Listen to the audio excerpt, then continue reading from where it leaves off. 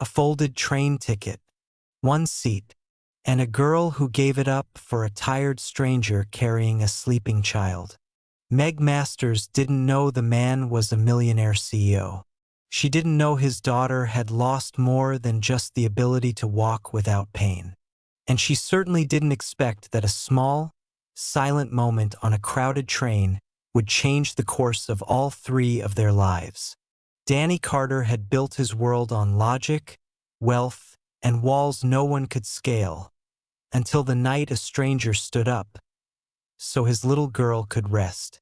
What followed was not a fairy tale. It was something slower, softer, the kind of story where love isn't loud, but steady, and where the right person doesn't fix you, they just make you feel like you were never broken to begin with. Before we dive into the story, comment below where you're watching from. Enjoy the story, everyone.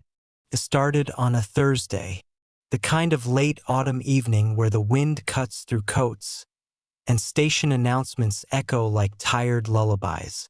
Meg Masters adjusted the strap of her canvas bag, her steps light but hurried as she crossed the platform.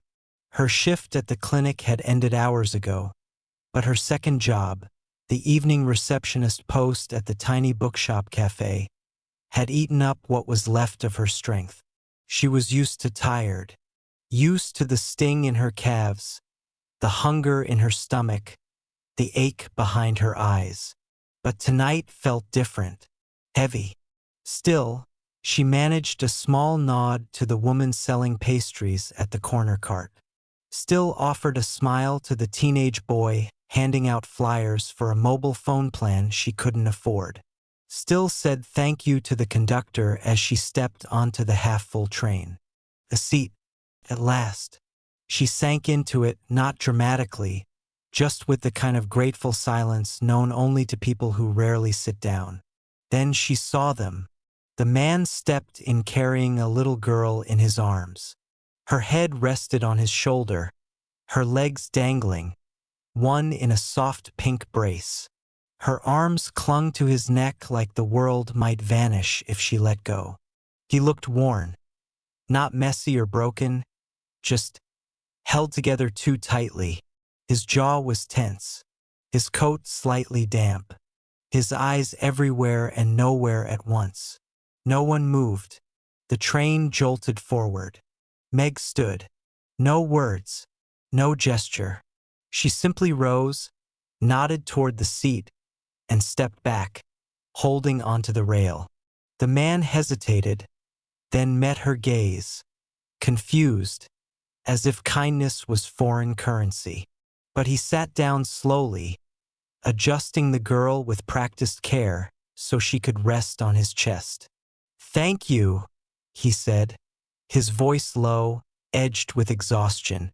Meg smiled, brushing a strand of hair behind her ear. She looked like she needed it more. The girl shifted slightly, curling into his coat. As the rhythm of the train settled into its night song hum, the silence around them softened. Meg leaned against the wall near the door. She didn't try to start conversation. She just existed beside them. Quietly, the man glanced at her again. Something about her presence steadied him. She was young but not naive, tired but kind. Her coat was faded, her boots a little scuffed, but her eyes were bright, and her expression, free from judgment. Catherine murmured something in her sleep, a soft sound. The man, Danny, responded with a subtle touch on her back, a reflex born of practice and love. He hadn't meant to take the train. His driver was late, and frankly, he couldn't handle the office a second longer. It was nearly the anniversary. 2 years since the plane crash. 2 years since the woman who believed in his dream more than he did took off from New York in a storm she should have delayed for a meeting he now wished he'd canceled. She never made it. Catherine was 3 when it happened. The leg injury came a few months later, one bad fall, one weak bone, and everything changed again. She could walk now, slowly, not far, not fast, but she never complained. And that's what hurt the most. His company had expanded. Investors were still on board. Press coverage was fine. But he had no words left for empty meetings. He needed to get his daughter home. She'd had a long day too. Physical therapy, tutoring, doctors who talked around her instead of to her. She never asked to be carried, but tonight she had. And he didn't say no. Now she was asleep, her hand curled near her mouth, her breathing calm. And beside him stood the stranger who noticed. He wanted to ask her name. He didn't. When the train pulled into the next station, Meg reached for her bag and gave him a final nod. "Take care." "You too," he replied quietly. She disappeared into the night, swallowed by the crowd, her coat trailing behind like a shadow that didn't want to leave. Catherine stirred. "Daddy, I'm here, Bug," he whispered. "We're going home." She yawned. "Where's the nice lady?" He blinked. "She left." "Oh," a pause. "I liked her." He didn't answer, just kissed the top of her head. But later that night, as he tucked Catherine into bed and switched on the low lamp with the butterfly shade, Danny Carter sat on the edge of his couch, staring into space, thinking about a girl with kind eyes, scuffed boots, and the quiet strength of someone who didn't need to be seen to matter. He didn't know her name, but he remembered her smile. And for the first time in a long time, he felt something shift. Just a little. Enough. The next morning, Meg stood in the tiny kitchen, watching steam curl out of her chipped mug. The radiator in the corner groaned again, trying its best to push warmth through the peeling paint and tired bones of their rented apartment. She wrapped her hands around the mug like it was a lifeline. Across from her, her brother Milo adjusted the brace on his leg with quiet concentration. He didn't complain, didn't ask for help, but Meg watched every small win like it was a medal. He had been a rising soccer talent. Until the accident. Now every step was a war, one he fought silently. "Your shift run late?" he asked, not looking up. "Not really," Meg said. "But I won't be running anything today." He looked at her then, eyes narrowing. "What happened?" She shrugged, pretending to sip her tea. "I gave up my seat on the train. Came in 20 minutes late. Manager said I'd left my post unattended." Technically, he's right. Seriously? After everything you've done there?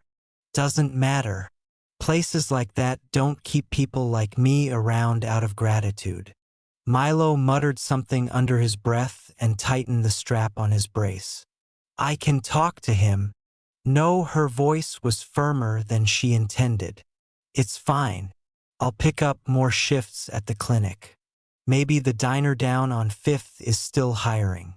People need coffee, right?" Milo didn't argue. He knew better. Meg didn't stop. Not when their mother passed. Not when the bills piled up. Not when he said she should go chase her dreams instead of watching over him. "You can't carry all of it forever, you know," he said gently. She tried to smile, but her eyes stung. "I'm not trying to carry everything. Just you." Across the city, Danny Carter sat on the edge of his sleek leather sofa, fingers loosely clasped, mind somewhere far from the silent house around him. He hadn't slept much. Not because of work. Not because of deadlines. Because of the girl on the train. The way she'd given up her seat without a word. The way she'd looked at his daughter. Not with pity, but something else. Something warmer. Familiar. Catherine had noticed, too. She never forgot faces. Last night, before falling asleep, she whispered, "If I ever get to walk faster, I want to go find her." He chuckled, kissed her forehead, and tucked her in. But long after she slept, he stared at the ceiling, haunted by something he couldn't name. Who was that girl? And why did it feel like he was supposed to meet her again? "Sir?" His assistant's voice crackled through the intercom. Danny blinked. He'd forgotten he was at the office. "Yes. There's a board meeting in 15 minutes. Shall I bring the reports?" He hesitated. "No. Cancel it." Pause. "Sir. Reschedule. I'm taking a personal day." He clicked the intercom off and stood, grabbing his coat. He didn't know where he was going, but something in him, call it instinct, call it grief, call it hope, told him he wasn't finished with that moment in the train car. At the same time, Meg stood in front of the back entrance of the clinic, tugging at the zipper of her coat, caught, snagged, and finally gave in. The fabric was wearing thin. She brushed imaginary lint from her sleeve and walked inside. She wasn't on the schedule, but she knew the staff, and they knew her. The front desk manager gave her a sympathetic look. "You're early." Or, "Just here." Meg smiled faintly. "Just dropping off paperwork for Milo's insurance." She didn't mention that her name was off the payroll starting next week. At the far end of the hallway, through the frosted glass, Milo was finishing another physical therapy session. His shoulders sagged, but his eyes were determined. Meg exhaled softly. "Worth it. All of it. Always." A voice behind her. "You again." She turned. Danny. He wore the same charcoal coat, but the expression was different now. Less guarded. Curious. He stood with his hands in his pockets, unsure if he had the right to speak. Meg straightened. "Hi. You work here." "Used to. Still do, kind of. Depends who you ask." Danny gestured toward the hallway. "He's your brother?" Meg nodded. "Yeah. Milo. She talks about you," he said, meaning Catherine. "Not constantly. Just enough." Meg smiled, surprised. "She's sweet. She doesn't usually notice people. Not like that. She sees everything, but she doesn't always connect. That night, she didn't stop talking about you." Meg looked down. Her boots were worn, but polished. It wasn't a big deal. Just a seat. Danny studied her face. It was. For a moment, neither of them spoke. Then she asked, "Did you come here to say thank you?" "No," he said honestly. "I came here because I think I was meant to." The words surprised even him. Meg blinked. "That's not a line I hear often." He smiled slightly. "I don't say it often." Before she could reply, Milo stepped out of the therapy room. He looked between them, wary. Meg turned. "Hey, Milo, this is Danny. He was on the train the other night." Danny extended a hand. "Nice to meet you." Milo didn't take it right away, but after a beat he shook it. His grip was strong. Later that night, as Meg folded laundry on the couch, her phone buzzed. A number she didn't recognize. A message. "I'd like to see you again, but not because I owe you anything. Just because you felt familiar. DC." Meg stared at the screen, then typed back. "Then say hi like a normal person next time." She hit send, then smiled to herself just a little. She didn't see Milo watching her from the hallway, leaning on his crutch, eyebrows raised. "I'm not saying a word," he said. She tossed a sock at him. And somewhere across the city, a man who hadn't felt hope in years read her message and felt something unclench inside his chest. Something he thought he'd buried with the woman he once loved. But this was different. This was something new. The air in the park still held a bite of cold, but the sun tried its best to warm the cobblestone path. Birds chirped from bare branches. A street musician played something soft on a violin near the fountain, and the world, for once, didn't feel like it was rushing anywhere. Meg walked slowly beside Danny, not quite close enough to brush arms, but not far enough to feel like strangers either. A few feet ahead, Catherine sat on a bench with a half-eaten pretzel in her lap and a smile that hadn't left her face since they arrived. "She likes you," Danny said quietly. Meg smirked. "She barely knows me." "That's the thing," he replied. "She likes you anyway." Meg tilted her head, glancing at him. "That's not common?" Danny shook his head. "She's not cold, just cautious. Most people try too hard. Or they talk to her like she's a project." "She's a kid," Meg said simply.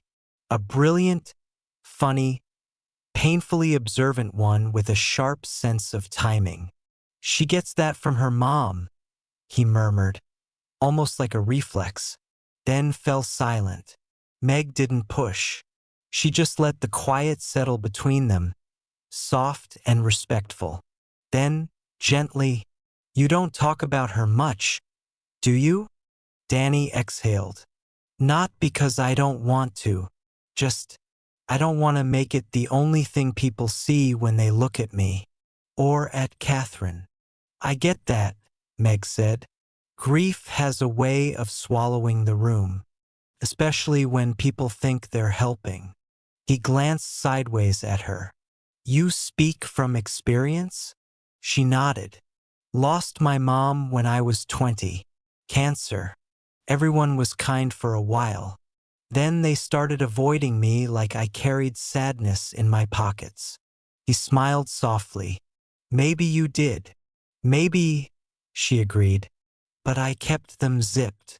They walked in companionable silence for a while longer. Catherine suddenly called out, "Meg!" Meg turned. "Yeah, honey?" The little girl pointed to a nearby sculpture, an abstract swirl of stone and glass. "What do you think it is?" Meg squinted. A swan made of noodles?" Catherine giggled. "Dad said it's supposed to represent human complexity." Meg crossed her arms. "I like mine better." Catherine beamed, her eyes crinkling in that way children do when they finally feel seen. Danny watched the exchange with something unreadable in his gaze, like he was observing a window open in a house that had been locked up too long. Later, they sat on the grass with coffees and juice boxes. Catherine leaned against Meg's side, chatting about books, jokes, and a movie she'd seen 5 times. Meg listened, asked questions, never corrected or condescended. Danny watched them from a few feet away. "You don't treat her like she's made of glass," he said once Meg walked over to toss some wrappers. "She's not," Meg answered. "Her legs don't work the same as mine, that's all. But her brain, sharp. Her humor, dangerous. And her heart, giant." He looked down. "Most people don't get past the leg. Then most people are missing out." They didn't speak again for a moment. The breeze tousled Meg's hair, and she tucked it behind her ear, unaware of how gently Danny's gaze followed the motion. He cleared his throat. "You know, she doesn't usually ask to see people again, but she asked for you." "I'm glad," Meg said quietly, "because I wanted to see her too." Danny looked at her then, really looked, and for a moment he almost told her about who he was, about what he owned, about the company name she probably walked past every day without realizing. But the words stuck, because what if it changed things? What if it broke the one space in his life that didn't feel weighed down by expectations? He looked away instead. Meg noticed. She always noticed, but she didn't push. That night, after Milo went to bed and the apartment grew quiet, Meg sat curled on the couch with a blanket around her shoulders and a notebook in her lap. She hadn't written in a while. Not really. But something about today made her want to remember. She wrote one sentence, then paused. The most dangerous thing isn't getting close. It's believing someone might stay. Across the city, Danny stood at the foot of Catherine's bed. She'd fallen asleep mid-sentence, a book on her chest and a tiny stuffed owl clutched in her hand. He sat down beside her. "Do you really like her?" he whispered. Catherine stirred. "A lot." "Why?" "She listens," she murmured, "and laughs like Mom used to." Danny swallowed hard.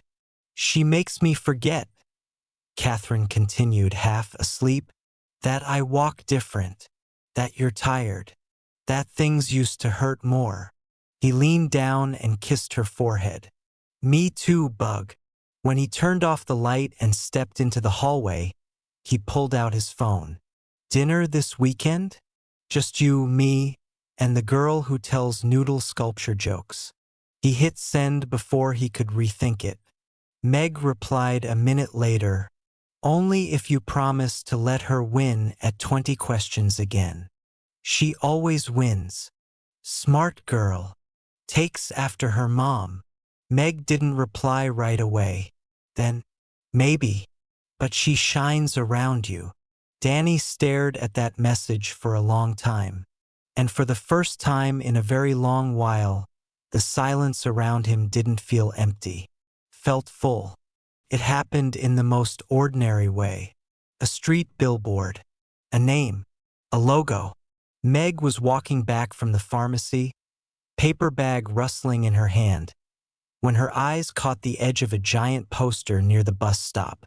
A tech ad, sleek, clean, forgettable until she saw him. Danny Carter. Not in a crowd. Not in the background. Front and center. Smiling, purposeful, in a suit she had never seen him wear. Her steps slowed. She read the words twice. Innovating for a kinder world. Carter Solutions. Carter. Her stomach dropped. The wind picked up, catching her coat. She blinked, suddenly unsure if the cold in her chest was from the breeze or from something deeper. She stood there for a long moment, bag in hand, noise fading into static. So that was it. The quiet, tired father on the train. The man who let her talk about struggle and simplicity like they shared it. He wasn't just Danny. He was that Danny. She didn't cry. Not then. Not even on the walk home. But when she stepped into the apartment and set the medicine down on the table, Milo looked up from his book and instantly knew something was wrong. "Meg!" She shook her head. "I'm fine." He waited. She dropped into the chair across from him. "He lied." Milo raised an eyebrow. "Danny, he's not just a single dad. He owns a whole company. The company, Carter Solutions. It's his." Milo sat back. "Wow. Yeah. Did he tell you?" "No. Maybe he was scared." Meg looked at her hands. "He had a chance. So many. But instead he let me believe we were the same. Like I could actually belong in his world. Maybe he didn't want you to feel like you didn't." She bit her lip hard. "Or maybe he thought I'd never find out." Milo was quiet for a moment. "What are you going to do?" Meg stood. "I'm going to do what I always do. Step away before I become someone's lesson." That night, her phone buzzed. "You free tomorrow? I thought maybe we could all catch that outdoor movie by the pier. There's popcorn." Catherine insists. She stared at the message. Typed. Deleted. Typed again. Then finally replied, "I can't. Sorry." No explanation. No smiley face. Just 3 words. And then she turned off her phone. Across the city, Danny sat in his study, rereading the message. His stomach sank. Something was wrong. He tried calling. It rang once, then silence. He stood, pacing. He thought about what he'd said, what he hadn't said. He never lied, but he never offered the truth either. And that, he realized, was worse.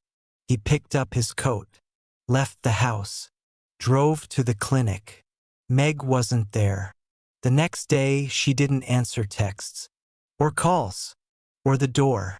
But when Milo came in for therapy, Danny was waiting. They stood in the hallway near the vending machines, sterile, humming. Danny spoke first. "Please, I just want to talk to her." Milo crossed his arms. "She doesn't want to be a project, or a pity case, or someone you remember in a speech." "She's not," Danny said. "She's—" He stopped, because what could he say? She was everything. "I didn't lie," he said, "but I should have told her. She deserved that." "She did." Danny nodded. "Just tell me where she is. Not so I can chase her. Just so I can knock on the door and let her decide." Milo studied him for a long time, then finally said, "Apartment 6B. Third floor. Brick building across from Rayner Park." Danny swallowed. "Thank you. But if you hurt her—" "I won't." Meg was folding laundry when the knock came. Soft, even, not urgent, not demanding, just there. She opened the door slowly. Danny stood in the hallway.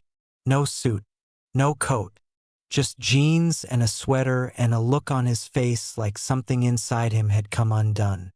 "Hi," he said. She didn't answer. "I'm sorry," he said. She stepped back. "Come in." For a minute. He entered quietly. The apartment was small, clean, filled with warm scents and quiet corners. He saw a photo of her and Milo on the shelf. A tiny potted plant on the windowsill, drooping slightly. Meg stood with arms crossed. "So it's true." "Yes. You're rich." He gave a small, tired laugh. "That's one way to put it. You let me believe you were just like me. I wanted to be." She blinked. "But you're not. I didn't want that to be the reason you stayed, or the reason you left." She stared at him, jaw tight. "You could have told me." "I know." She looked away. "Do you have any idea how humiliating it is? To open up to someone who's hiding everything." "I wasn't hiding you," he said softly. "I was protecting the one space in my life that felt honest. Real. Yours." She shook her head. "I don't belong in your world, Danny. That's not true." "It is, and you know it. You'll go back to boardrooms and meetings and private schools. And I'll still be patching my boots and choosing between groceries and bus fare." He took a breath. "You think that's why I found you? To feel superior?" "No.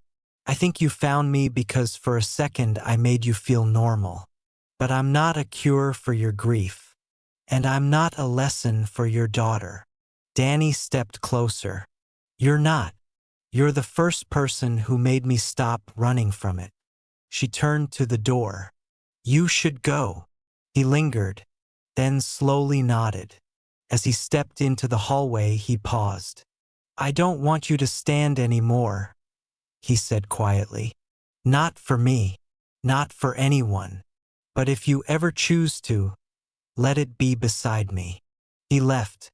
Meg closed the door behind him, and then, for the first time in years, let herself cry. Not because she was broken, but because she didn't want to be brave this time. Just wanted to be held. The apartment felt too quiet, too still. Even Milo noticed it. "You haven't been humming," he said from the kitchen, where he stood slicing apples with careful hands. Meg looked up from the sink. I don't hum. You do. Usually when you're doing dishes. Or pretending not to think about someone. She flicked water at him. He didn't smile.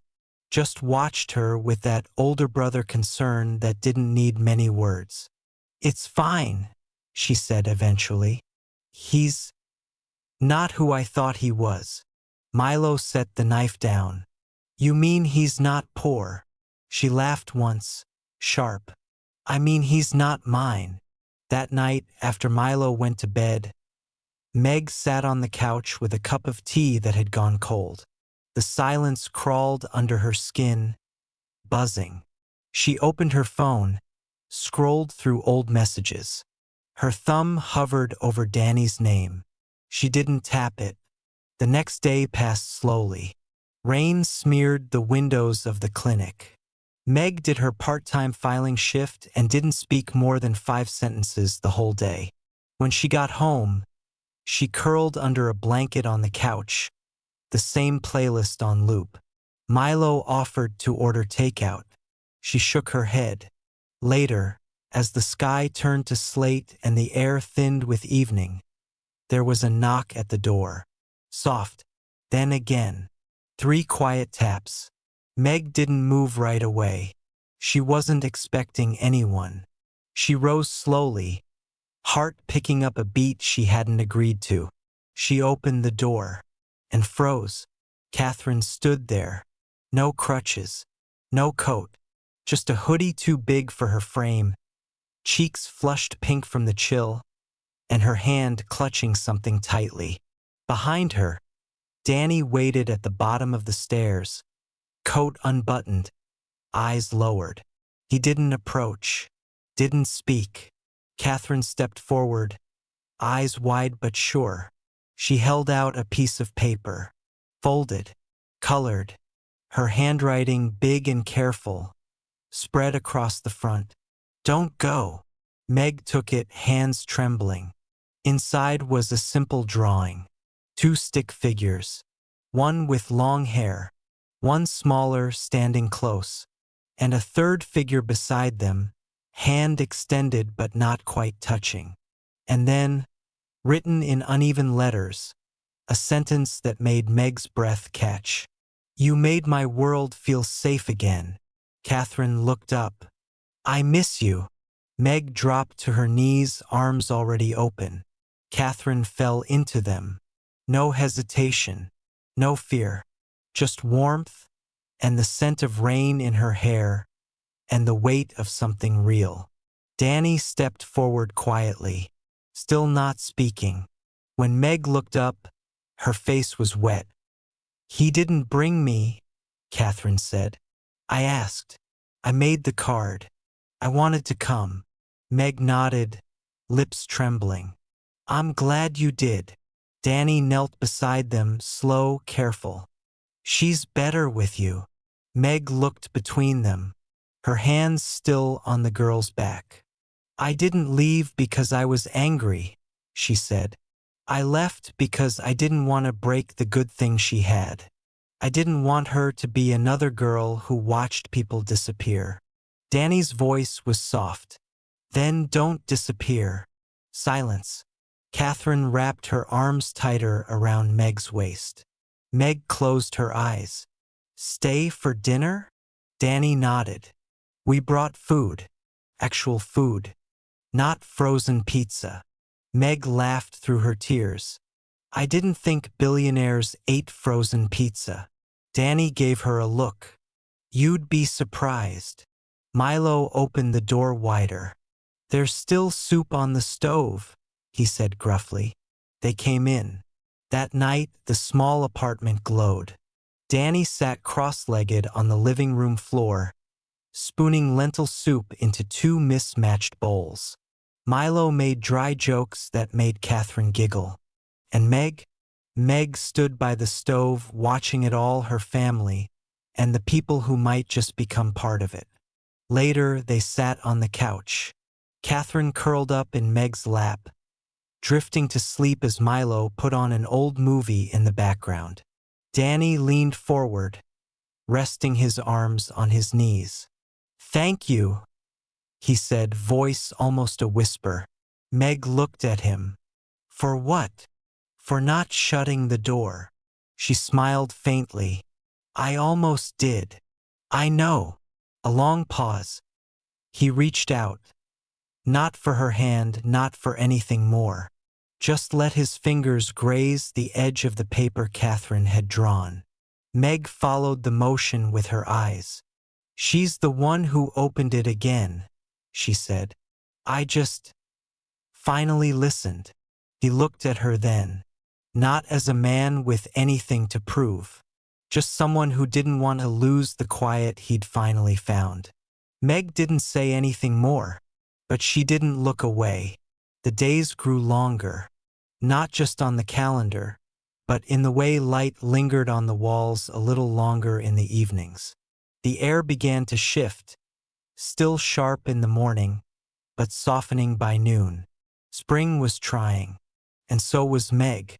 She returned to her part-time shift at the clinic, head held just a little higher.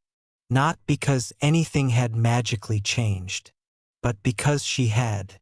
Every morning, she packed 2 lunch boxes, one for herself, one for Catherine. The second was always decorated with a tiny sticker. Flowers, stars, cats in sunglasses. Catherine had started a collection. "You know," the little girl said one afternoon, sitting at the tiny table near the window, "if you keep bringing me lunches, people might think you're my mom."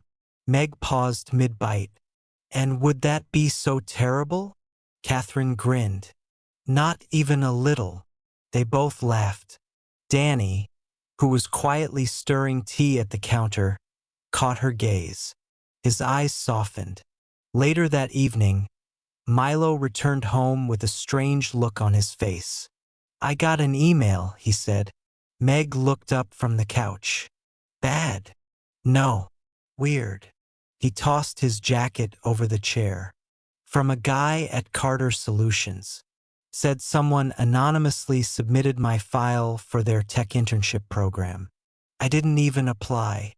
Meg blinked. "You didn't?" "Nope. But they offered me a spot. Full stipend. Equipment included." She stared at him. And then, without speaking, both turned their heads slightly toward the kitchen, where Danny had just opened the fridge. He didn't look up, but his shoulders stiffened. Milo narrowed his eyes. "You knew." Danny turned slowly. "I didn't submit it, but I might have flagged your profile." Milo crossed his arms. "Why?" "Because you're talented. And because I believe in people who fight harder than they should have to." Silence. Milo nodded once. "Okay." Meg's eyebrows shot up. "Just okay." He shrugged. "I like the guy, even if he has fancy shampoo." Meg burst out laughing. That weekend, they went to the crafts fair across town. Danny held Catherine's hand. Meg walked beside them, her shoulder brushing his. It wasn't quite a date, but it wasn't not either. They stopped at a booth selling tiny clay animals. Catherine was enchanted. Meg helped her pick out a tiny gray fox. "Why that one?" Danny asked. Catherine tilted her head. "Because it looks like someone who watches quietly but still cares." Meg met his eyes over her shoulder. He didn't say a word.